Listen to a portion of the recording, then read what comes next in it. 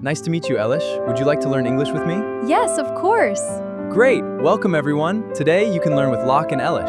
Are you ready? Let's begin our English lesson together. Let's learn. Have you ever been confused by the word being? You see it everywhere, but you're not sure how to use it. You think, is it a verb? Is it grammar? Why does it sound so strange? Well, today you're going to learn exactly how native speakers use being in real conversations. And trust me, it's easier than you think. Welcome to Speak Up Sessions English Podcast. Hello, everyone. Welcome back to another episode of Speak Up Sessions English Podcast. I'm Masu, your English teacher and guide, and I'm here to help you speak English naturally, confidently, and fluently. Today, we have a very interesting topic. We're going to talk about the word being. Now, I know, some of you might be thinking, oh no, not grammar again. But don't worry, we're not going to make this boring or complicated. We're going to learn it through real conversations, real examples, and real-life situations. And joining me today is my friend Fizu. Fizu, how are you feeling today? Hi, Masu. Hi, everyone. To be honest, I'm a little nervous. When you told me we were going to talk about being, I got confused. I see this word everywhere, but I don't really understand when or how to use it. Sometimes I hear people say, I'm being honest or stop being lazy, and I don't know, it sounds strange to me. That's completely normal, Fizu. You know what? Most English learners feel the same way. The word being can feel tricky because it's not just one thing. It has different uses. But here's the good news. Once you understand it, you'll start hearing it everywhere, and you'll be able to use it like a native speaker. So today, we're going to break it down step by step. And by the end of this video, you're going to feel so much more confident. Are you ready? Yes, I'm ready. Let's do this. Perfect. So let's start with a simple conversation, and I'll show you how being works naturally in English. All right, Fizu, let's imagine we're talking about your day. I'm going to ask you a question, and I want you to answer naturally, okay? Okay. So, Fizu, why do you look so tired today? Well, I stayed up late last night because I was watching a movie. Ah, I see. So you're tired because you were being careless with your sleep schedule, right? Wait, what? Being careless? What does that mean? Great question. So when I said you were being careless, I mean that at that moment last night, you were not careful. You didn't think about sleeping early. You were acting in a careless way. We use being here to describe someone's behavior or action in a specific moment. Does that make sense? Oh, so being describes how someone is acting at a certain time? Exactly, you got it. Let me give you another example. Imagine your friend is usually very kind, but today he's angry and rude. You can say, "Why are you being rude?" You're not saying he's always rude. You're saying right now, at this moment, you are acting rude. Oh, I see. So it's about the present action, not the personality. Perfect. That's exactly right. Now, let's practice this a little more. I'll give you a situation, and you try to make a sentence with being, okay? Okay, I'll try. Good. So imagine your little brother is making a lot of noise while you're studying. What would you say to him? I would say stop being noisy. Yes, perfect. Stop being noisy. That's a natural sentence. You're telling him to stop acting noisy right now. Well done, Vizu. Wow, I did it. That wasn't so hard. See, you're already getting it, and this is just the beginning. There are more ways to use being, and we're going to learn all of them today. All right, Fizu, now let's have a longer conversation. I want you to listen carefully because I'm going to use being in different ways, and then we'll talk about each one. Ready? Yes, I'm ready. Okay, so Fizu, I heard you had a job interview last week. How did it go? Oh, yeah. Actually, it went pretty well. At first, I was really nervous, I was worried about making mistakes or saying something wrong. But then I remembered what you taught me. Just be yourself and speak naturally. That's great advice. And did you feel confident during the interview? Well, honestly, I felt like I was being watched the whole time. The interviewer was staring at me and I felt a little uncomfortable. Ah, okay. So you felt like you were being watched. That's a very important use of being. When you said, I was being watched, you used the passive voice with being. This means someone else was doing the action to you. You were not watching, you were the one being watched. Do you see the difference? Oh, so being can also be used when something is happening to me, not by me. Exactly. Let me give you more examples. If someone is fixing your car, you can say, my car is being repaired.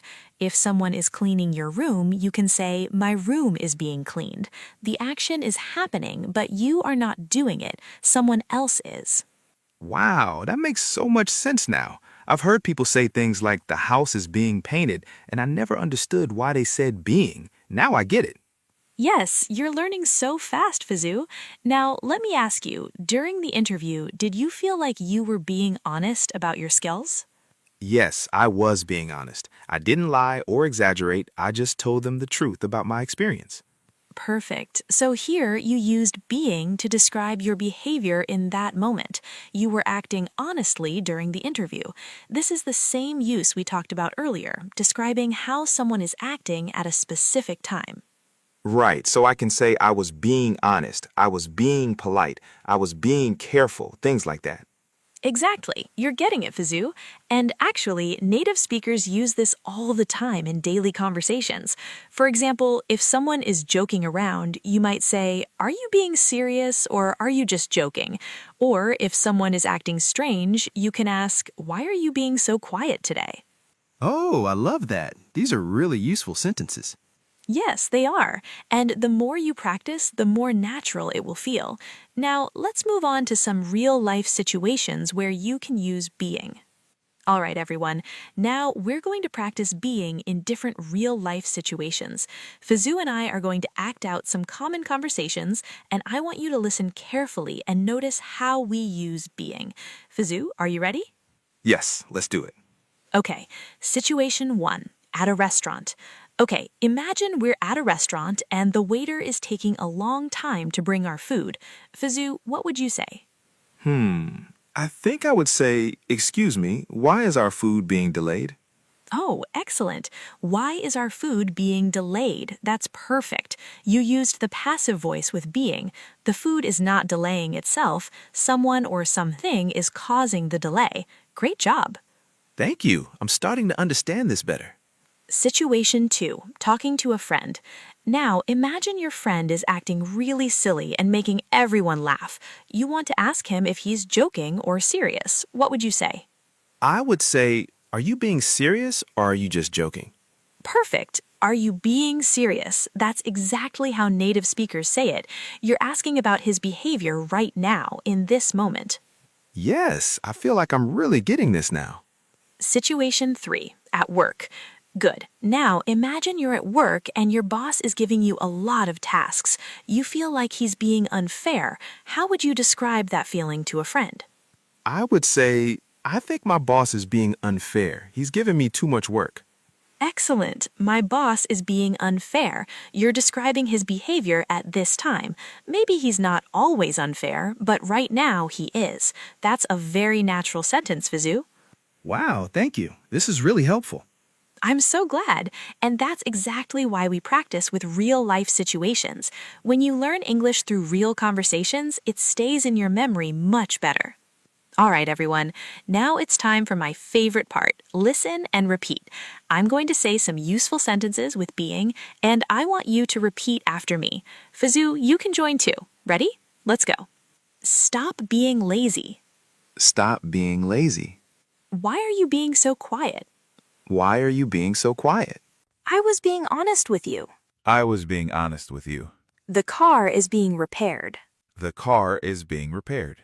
She's being very kind today. She's being very kind today. Are you being serious? Are you being serious? The problem is being solved. The problem is being solved. He was being rude to me. He was being rude to me. Excellent. Everyone, I hope you repeated those sentences out loud. Remember, speaking practice is the most important part of learning English.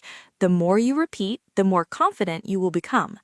Now let's take a moment to review some important vocabulary from today's lesson. I'm going to teach you 5 useful words and phrases, and we'll practice them together. Fizu, are you ready? Yes, let's do it. Word 1, careless. The first word is careless. This means not paying attention or not being careful. For example, he was being careless with his money, so he spent it all. Fizu, can you make a sentence with careless? I was being careless when I left my phone at home. Perfect. Great sentence. Word 2, delayed.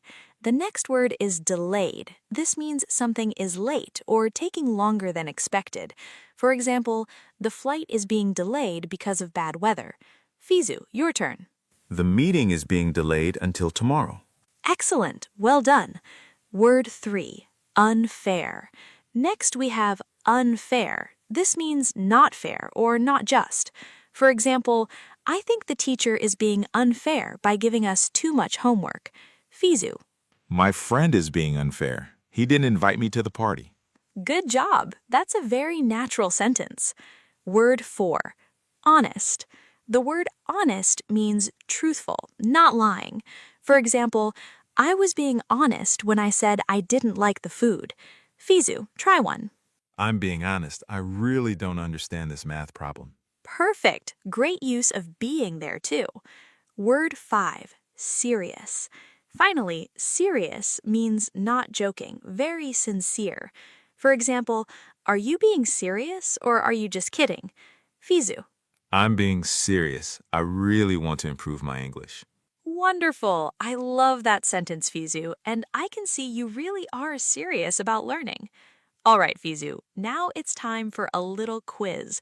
Don't worry, it's easy and fun. I'm going to ask you a few questions and you try to answer using being, okay? Okay, I'll do my best. Question 1. Imagine your friend is not telling the truth. How would you ask him if he's lying? Are you being honest with me? Good. Or you could also say, are you being truthful? Both are correct. Question 2. Your sister is acting very strange today. How would you ask her about it? Why are you being so strange today? Perfect. Or you could say, why are you being so weird? Both work. Question 3.